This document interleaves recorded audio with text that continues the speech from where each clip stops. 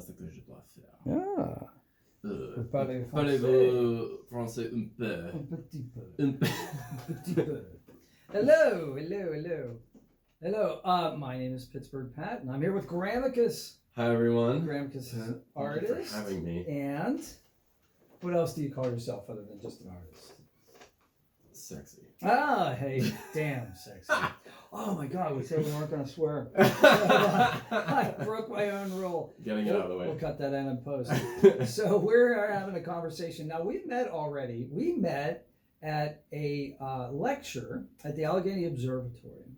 That's right. Because you're really interested in outer space. I am. I love outer space. Yeah, me too. I love outer space. In fact, we kind of bonded, or at least like when we first met each other, we were talking and you were talking about space things. You were talking about your bravery, handkerchief and bandana, bravery bandana, adventure bandana. Actually, this is the bravery version. There's going to be multiple versions. Right? Yeah. You got it. So I learned, and I showed you my website, and there was a star field on the background, and you were like, "Oh wow!" And we were talking about positivity, and the universe is on my side. The universe wants you to succeed. Yeah, and it sounds like we have a lot of similar thoughts along those lines. Yep, like wearing blue shirts. Blue shirts are always good. Yeah. Everybody looks good in blue. So what got you interested in outer space? I'm gonna go there someday. Oh, you're gonna go? I'm gonna go. Oh, okay, cool. Is Safely. it gonna be like safely? Safely. So is it gonna be like a touristy kind of thing, or? There's so many options. Yeah. So, thanks for calling me Grahamicus. This is my favorite nickname. It was given to me. And Grahamicus like Copernicus for all you spaceys out there. And otherwise you could just call me Graham. And But don't call me late for Danishes. And don't call me Shirley. No. I love airplane movies. Yes, slapstick humor is like right up my alley. Fantastic. Clue? Did you ever see Top Secret? Oh, Clue, absolutely. Clue, Top Secret. Running from room to room, sliding across the wood floors. Run down the hall and stop the cook. Yeah. Well, Tim Curry is a tour de force. Yeah. Unbelievable. Oh, and excuse me, space. So I have moved a couple places. I've moved for school. Mm-hmm. I've moved for a job. And then moving to Pittsburgh, it was location. But prior to Pittsburgh, I was living in a city called Huntsville, Alabama. Sure. You're familiar? I've heard of it. I haven't been there. Mm-hmm. But didn't they have something to do with the space program? Yes, they did.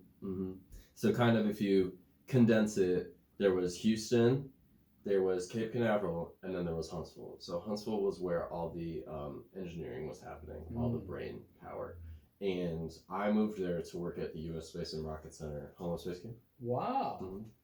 That's pretty amazing. So I was not into space at all prior to moving there, but I was listening to the Star Talk podcast, Neil deGrasse Tyson. Neil, if you're watching this, big fan. And send me an autograph picture. He had featured these guys called the Rocket City Breadnicks. Have you heard of them? No.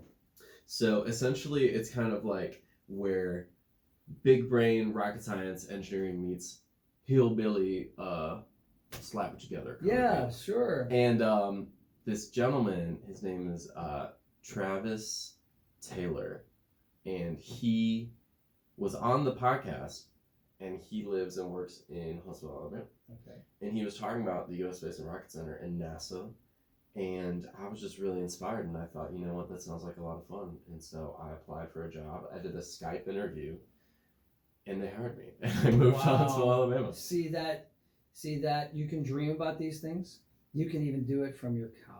And you can make these things happen, right? Yeah. I mean, like, that's the thing now. We can reach out to, like, without getting too mystical, but we can reach out to the universe. We can reach out to the interwebs. We can reach out to people now in a way that we couldn't do even 10 years ago.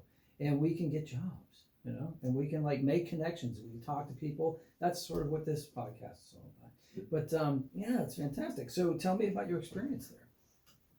10 out of 10. Wow. 11 out of 10. Wow. Dare I say. Yeah. Are you ready for this? Yeah, tell I rode in an astronaut's Porsche. me. Is that like the actual official car of astronauts and fighter pilots? Ooh. Because it seems like there's a lot of that. I just saw the end of the new Top Gun, and there's a Porsche in there. Is there? Yeah. Okay. Yeah. I don't know. It just seems par for the course that it's like fast planes, You got fast cars. Yeah. Sure. I mean, it would be boring, you know. You're like running or touring around. Chevy Impala. Yeah.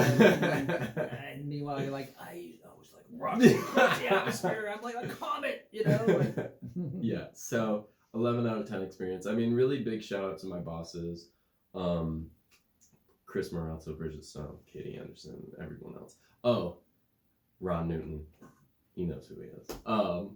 He and all my other bosses, they extended such a gift to me, which was essentially just their faith in my people skills. I was a museum presenter, so I got to present to the public. I got to present to tourists. It's the number one tourist attraction in Alabama. Field trips.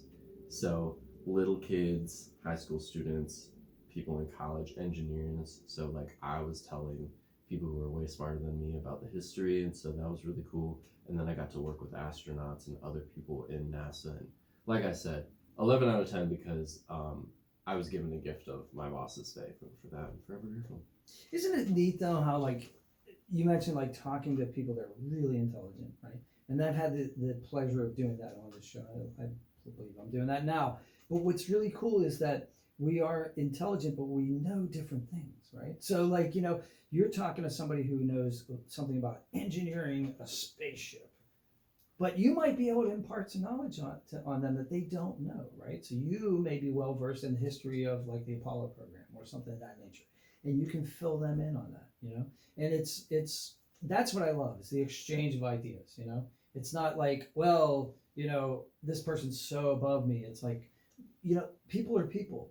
And, you know, even astronauts, even people who have like had the privilege and the training to like travel into outer space. I mean, they're you know, they put their, you know, pants on one leg at a time, or their spacesuit one leg at a time, and just the way we would do it, right? So it's really great though, and it's really wonderful because I get the feeling that everybody I've talked to who has had anything to do with the space program or astronauts, everybody there's to a person, they are just so giving of that experience. Like they want to talk about that experience with others and share it.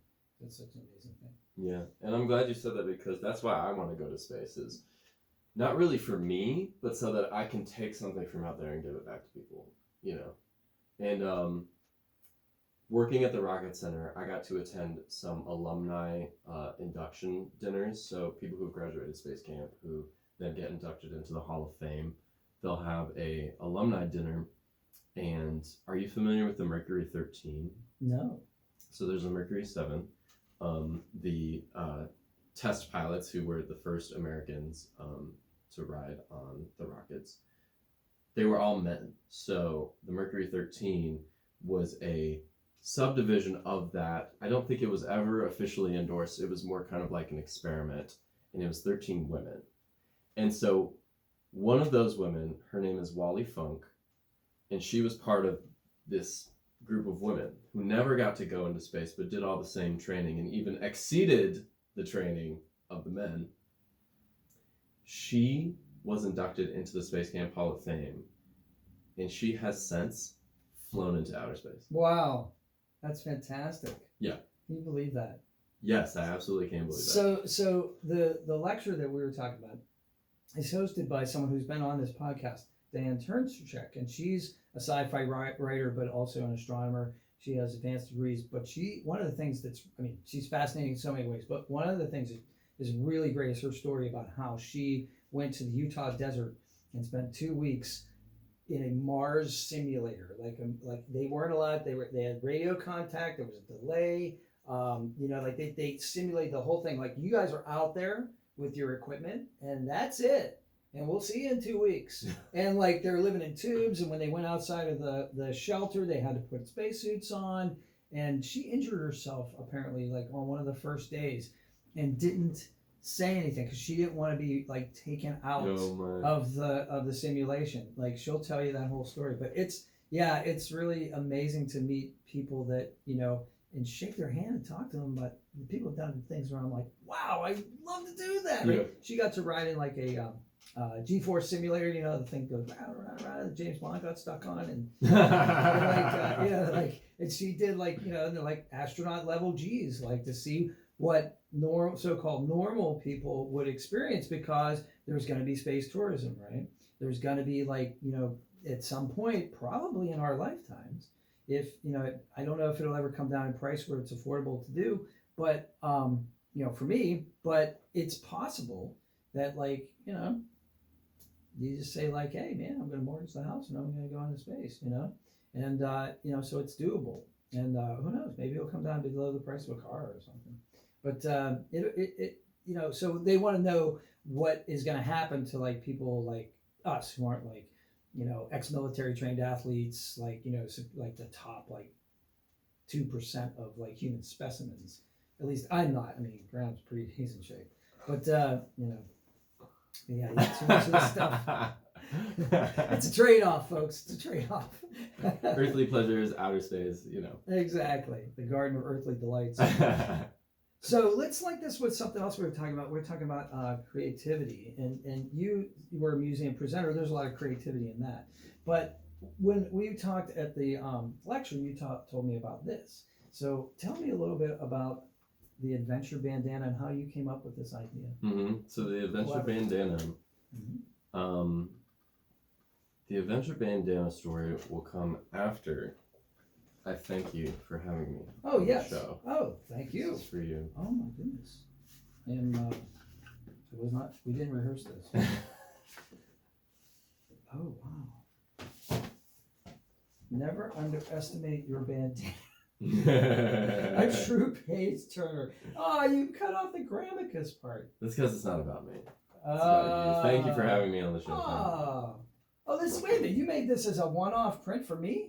This is a accompanying product to the adventure bandana. Oh, good. And this is your gift. Oh, thank you so much. Thank you. Fantastic. Yeah. Let's put this somewhere where we can see it.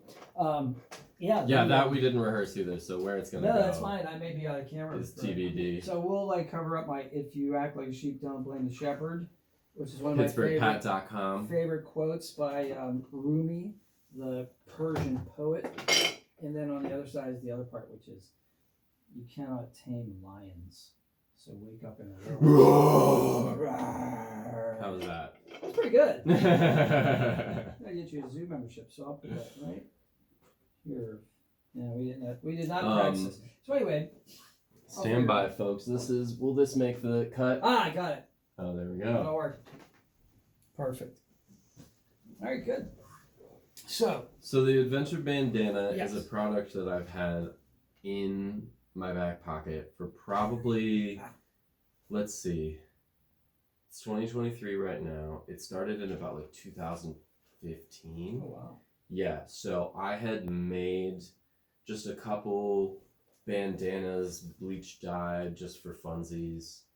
And then I was taking a lot of road trips at the time. Mm-hmm. So I would bring these bandanas with me. And they ended up coming in handy. One of my favorite uses of them actually is when you're driving and the sun is coming down on just one part of your body. Yes. To cover it with a bandana. Yes. So your leg doesn't burn off. Exactly. Yeah. So the nature of the adventure bandana was symbiotic with me adventuring.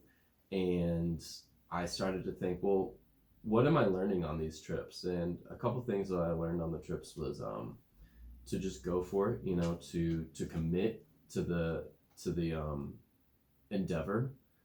And I started compiling these little blurbs of information. And back in, let's see, this would have been 2019, late 2019, and then really in 2020, I created the official adventure bandana with the package, with the hand-dyed bandana, and then the name tag. Yes. Pat's bravery, and all the information about those little blurbs of how to be brave packaged into one product. Right. So when you go out and buy this, and you can, because we're going to put it right there in the description box. So click on that. $20 can be yours. And not only do you get this, but you have set up a kind of like daily reminder of like, here's the process. Here's a process on how to increase your level of bravery. And it's, how many days is it? So the adventure bandana comes with 9 practical bits of advice on how to be brave. And then I have other products and creations that do send out via email and how to be brave, how to live your life as an adventure. So it's delightful. Grahamicus.com. And then after, well, I don't want to spoil it, but there's surprises sometimes too. Yeah. So I got full of surprises. I got a surprise email the other day. I'm like, wait a minute, it's been more than 9 days. Gotcha. Yeah, gotcha email, exactly. It was the gotcha email. I love that. Absolutely love that. Yeah. But it's funny. I don't know if it's funny, but it's a weird coincidence that I was watching something about Albert Camus, and he was talking about how to be happy in life, right? And one of the things he talked about was travel. And he talks about, like, travel to him is about fear. It's about conquering, dealing with fear, like the unknown. What's going to happen? I don't know what's going to happen. What happens when I get there? I don't know. Is there going to be food? Is there going to be water? Is there going to be sky? Yeah, probably. But, there's that anticipation, that unknown element. And with any new adventure, with anything that we do, I mean, I had friends that we were in kind of an adventure club when we were in our 20s, skydiving, hang gliding, all kinds of crazy stuff. Yeah, all the stuff that people were like, well, we had a friend and he went to the military and he was jumping on airplanes and, he was learning how to do repair helicopters, but also then he turned out he got some training to learn how to fly them. And part of it was rappelling out of them and jumping out of them. And I was like, I'm in college. I can't just quit college, go join. I guess I could have, but I wasn't going to at that point. But I was like, well, I want to do some of this stuff. So my friends and I, we researched a place to go, parachuting. It wasn't skydiving, it was parachuting. There's a difference. But, and we did it. And then some of us went on to do that. Like I have one friend who got 150 jobs or something crazy like that. And I stopped at 5. I started doing the math. And I was like, okay, I'm gonna try something else. And then, rock climbing, rappelling, all kinds of like interesting outdoor kind of what people would call risky sports. In fact, I have a friend who, a lot of times people are trying to figure out what their career is going to be in their 20s. And a lot of people try to sell like life insurance and things of this nature because, if you have a good personality and your friends and family, the life insurance companies will be like, okay, you'll run through your friends and family and maybe you'll stay or maybe you won't. So she was running through her friends and family and she came to me and she said, do you participate in any of the following activities? Skydiving, hang gliding, rock climbing or ice climbing? And I said 3 out of 4. And she said, I can't sell you insurance. I said, I'm sorry. But anyway. But a life well lived. Yes. Well, survived. Yeah. Mm-hmm. I survived a lot of stuff. Mm-hmm. So, but we were talking about creativity and we were talking about adventure, but back to creativity. So this process took 5 years to come to fruition. Yeah. So sometimes ideas are like that, aren't they? Mm-hmm. Yeah. I think of creativity as kind of like becoming a parent, in which you have to let your brainchild incubate, and sometimes it's got a personality of its own. It comes from you, but it's also got a life of its own, and you need to give it the resources it needs to grow and time. Vonnegut talked about that in Breakfast of Champions. Late in the novel, his characters are there, but he said they're kind of like on rubber bands. He can sort of kind of guide them, but they kind of have their own elasticity of what they're going to do. And sometimes they do things that he didn't expect as the writer, and they surprise him. But I know what you mean as far as like long projects. This YouTube channel I started in 2016 just as a one-off kind of thing. And now it's, 7 years later, and it's like my main pursuit, my main artistic pursuit. Yeah. But it's, and again, like it evolves, like you said, like a child, it grows, and it kind of gets its own momentum. Mm-hmm. You find out what the audience likes, and then you're like, well, maybe I should do more of that, and then you push back, you're like, oh, maybe I really want to do this. And then it's, gotta show the tough love sometimes. So do you have any other ideas that you're kind of working on that you want to talk about? Yeah. Okay, cool. So right now, I have a project out called Perspectance, and I am the artist of the month at a local print shop called Copies of Carson. Fantastic. How do you become artist of the month? So big shout out, first of all, to the Copies of Carson team.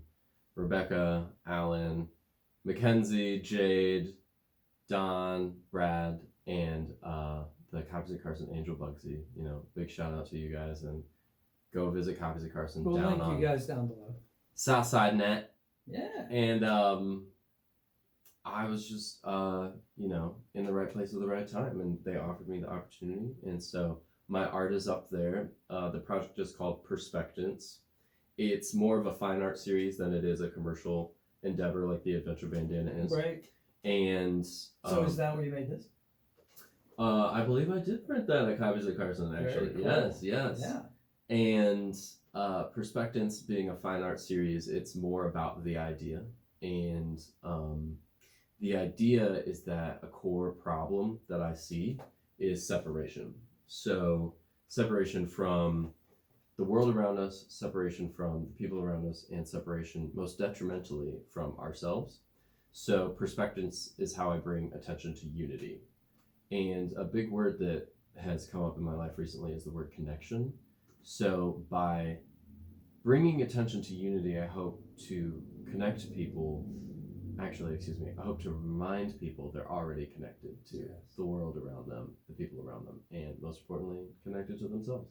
It's so important. I think that's my new, I hate to use the word mission because it makes it sound like it's, but what my new intention is, and that's what we've been doing a lot on the interviews that I do on here, is talking about creativity, but creating a community, even if it's a loosely knit community, but a community of people that can access each other's ideas, either through watching these kinds of videos or by contacting each other through these videos and in the comments. It's one thing I love about YouTube is that it's such a positive social media community compared to possibly other platforms, and it's creators understand each other, they help each other, but there's a really big effort by just YouTube to allow creators of creatives, which is becoming a new word, to do their thing, to be out there, to get the stuff out there, because before there were a lot of barriers for people. You had to apprentice, you had to have sort of like an academic pedigree maybe, or some kind of like pedigree in the art community in order to get your stuff hung in galleries, and that still exists. But now there are other outlets, for musicians, writers, graphic artists. I was just at Comic-Con with my wife, and I bought a graphic novel, which I have sitting over there, which is absolutely beautiful. Met the writer, he signed it for me. I'm one of the first people to ever read it. He's like, this just came out 3 days ago, and I'm like, it's mine. I will support you, you're a writer. The art is wonderful. I didn't meet the artist, but it's absolutely gorgeous. And it's that's the type of thing where I'm finding that's what I want to be part of. I want to be part of a community that's greater than myself, and I want to enjoy the company of others. People talking about positive, creative outlets. Yeah, and that's why you're here. And to that, I'll drink my water. Sure. Here, I choose with water because it's holy to me. Water's life. I'm 98% water. Wow, that's a lot. But I know what you said about community, because that's part of why I moved to Pittsburgh, is because it's such a connected city. Yeah, we were talking about Southside. Southside is a wonderful place in Pittsburgh. There's this really great place called Slacker. I have this ring. I should show you actually. It's an amazing. I should have got my props ready. Beep. Yeah, we're gonna bleep this out. Cuts to us like falling everywhere, the camera's falling, and high-pitched squeals and static. The microphone dropping to the ceiling. So this is the graphic novel that I bought for how's that pronounced? $7. Pythia. Pythia, okay. Yeah, about ancient Greece. Yes, shout out Greeks. And this is this wonderful ring I bought at. Oh, look at that. I know, right? People are like, "Oh my God, I love your ring." I'm like, $7 at Slacker. That's nice. You're like, "That's a sapphire." I'm like, This "It's is nice glass." too. But you know. I'm Greek, so this is like my. Oh, cool. This is like, oh wow. Well, maybe you're going home with that too. TBD. You never know. I'm not gonna flip through. I haven't read ruin it. I haven't read it yet. Uh-huh. So but this is the type of thing that Happens in the city. Yeah, like I have his email address, so like I'll contact him and give him like honest critique about what I thought about it. And actually, I just started with I don't know how this is the right place to say it, but there's a possibility that I may have a partnership with a publishing company. So we'll see if what direction we're going to go on that. I know. So this is about you. So Pittsburgh. Why did you choose Pittsburgh? I had said before I've moved for a job, I've moved for school, and this time it was location. So I had done some like obsessive research on, I think 48 of the 50 states in like their major metropolitan areas. And I had a couple requirements for the city. And what I narrowed it down to city-wise was New Orleans, St. Louis, Missouri, Grand Rapids, Michigan, Nashville, Tennessee, and Pittsburgh, Pennsylvania. Wow. And I'd been to all the places except for Pittsburgh. So a friend from college lived here, encouraged me to come down. And after she picked me up from the airport, as soon as I left her front door, I was like, this is where I'm moving. Yeah. What was the weather like that day? Like this. See, this is perfect right now. I don't know if you guys know, Pittsburgh weather is mercurial. To use a kind of thermometer analogy. But it's volatile. You could have 4 seasons in one day here. I'll give you that. So part of the reason that I'm built for this is because I'm from Quincy, Illinois, which is on like a very similar latitude line to Pittsburgh. I think it's only like, I don't know the degrees, but it's just south of the same latitude line as Pittsburgh. And the other thing about Quincy is that it's also on a river. So Midwest till I die. Yeah. Let's just put it that way. There's something about us. I mean, that's what I consider. I consider Pittsburgh to be kind of a Midwest city. I know that a lot of times it's mid-Atlantic, they say, but it's not. It's we're on the other side of the mountains, and other people say it's the northernmost city of Appalachia. There's some of that, but it really, if you have to like use broad strokes, the people here, like if you go to Milwaukee, or you go to Des Moines, or if you go to anywhere, like pretty much until you get to the Rocky Mountains, what you see is what you get here. We don't put on airs. I mean, like, I like dressing up, but like, but people are pretty much, like you stop people on the street and you're like, hey, you know how to get to the thingy, and you can have a 20-minute conversation. Yeah.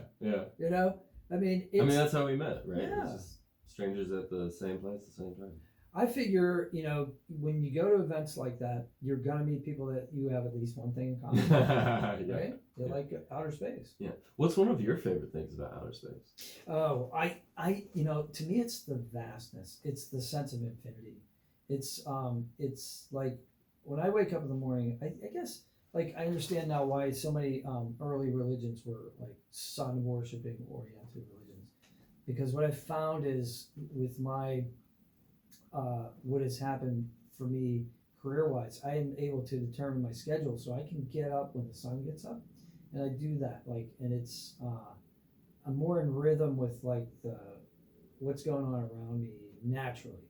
But when I look at that giant blazing ball of gas in the sky when it's available, when it's not cloudy, Pittsburgh can be cloudy. There's no doubt. People like say things like it's only cloudier in Seattle, but I don't even know if that's true anymore. But it's because it's been wonderful for the last few weeks. It's been like really pretty much perfect. And we had some really mild winters. But it's just that I'm just fascinated by. Okay, here's one thing that fascinates me. Tell me. This is really creepy. I think it's creepy. I think it's just. I think it just doesn't. It's just eerie. Yeah. Like like okay, there is absolutely no scientific reason why the moon, being the size it is the precise distance away from the Earth, that when it's between the moon and the sun at certain times, that it casts a perfect shadow that perfectly occults the moon at this time in history, and it's moving away from the Earth. Okay, so like, but why at this time in history? It's like when people write on Facebook, you were lucky enough to be alive at the same time as David Bowie. You know what I mean? It's like I'm lucky enough to be, and I love David Bowie, but like I'm lucky enough to be on Earth at the exact right time to experience that sort of thing. Wow. Isn't that crazy? Yeah. There's no reason for it. Yeah. Like scientifically. It's not like, oh, this has to happen. Yeah. That's what's cool. And I love discovering those kinds of things about the world, you know, because I'm very science-based, but I also like the idea that maybe there's a little more out there that I don't understand, you know, and I don't have to understand it.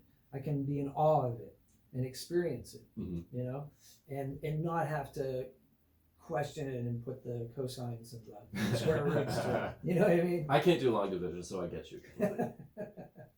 So yeah, that's what I'm fascinated by. Yeah, what's cool about that too, like the moon covering the sun at certain times, is also that we live in like a one star system, and then we also have one moon. Like there's planets that have multiple moons and there's systems that have multiple stars, but we get one thing during the day and then we get one thing during the night. Like that's crazy too. Absolutely. I mean, there's a couple short stories. I think Asimov wrote one. It was about the night. There was a planet that had like 3 suns, and every 300 years or something, all 3 suns would be on one side of the planet. So like it never experienced night except for like this one time, you know, and what happens, you know.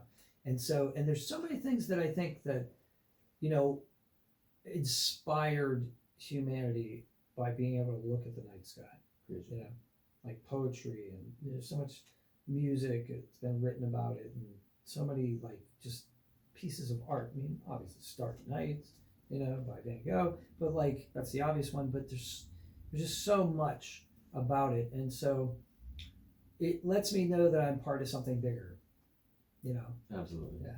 And the vastness, like you said. Yeah. I definitely want to create something as beautiful as the night sky. Like, that's a muse for me, for sure. That's awesome. Yeah. So Pittsburgh, outer space, creativity, all connected. Right here. Right here. In Grahamicus. Manifest. So can we expect like a star field maybe on one of these or something like that? You'll just have to stay tuned. I have to stay tuned. Yeah, you gotta stay tuned. Very good. Yeah, Perspectives is the main project right now. Okay.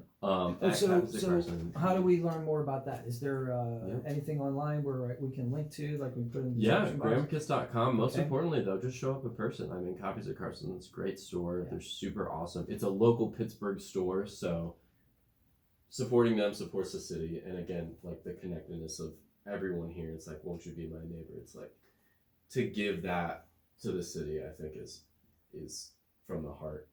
And showing up in person, I think would mean a lot to them. Beyond just my Artist of the Month, like it's an ongoing program. So the people before me were really cool. Like with the, I won't like spoil anything, but they liked Nightmare Before Christmas, and I'm a big Nightmare Before Christmas fan. So like their art was really good too. And so very cool. Yeah.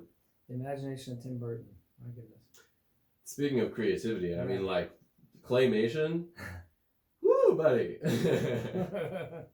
I was thinking about this when you were asking about the adventure bandana, because it did come to fruition in like the 2020 era. Yeah. What was the pandemic like for you?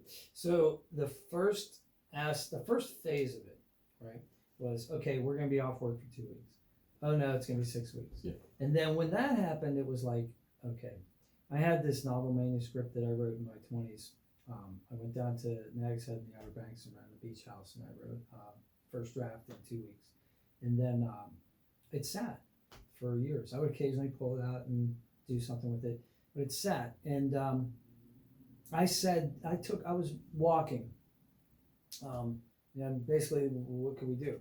We had a pottery studio that we were kind of like cleaning up and tidying up because that was going to close. And then, well, that was a little bit later, I guess. But we were doing stuff there. But other than that, I didn't, it was like, okay, you're not going to work. You got 6 weeks here. If you don't publish this book, you're never going to do it. It's basically the universe saying, here's your chance. You complained your whole life about not having enough time, and here's the time, right? So I self-published the book on Kindle Direct Press. I'll put that in the comments too. You can buy that. Congratulations. Well, thank you. But what I did was I didn't go back and re-edit it. I published it as it was written when I was 23 years old. That's bold.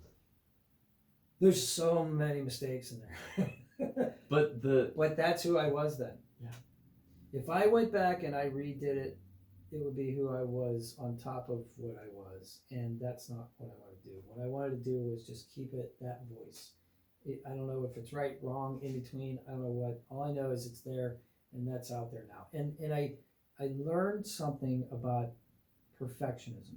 Tell me. I'm a perfectionist. I've always had that issue, but I'm less of a perfectionist now. It's like sometimes you gotta let it go. It's not doing it. I had a friend who read. I've had people read it over the years. I had a friend that read it. He worked in. He was an actor. He was in Hollywood. He did some writing. He said it's not doing you any good sitting in that drawer. It's like, so it's got some problems. Publish it. Who knows? Throw it out there. See what happens. Submit it.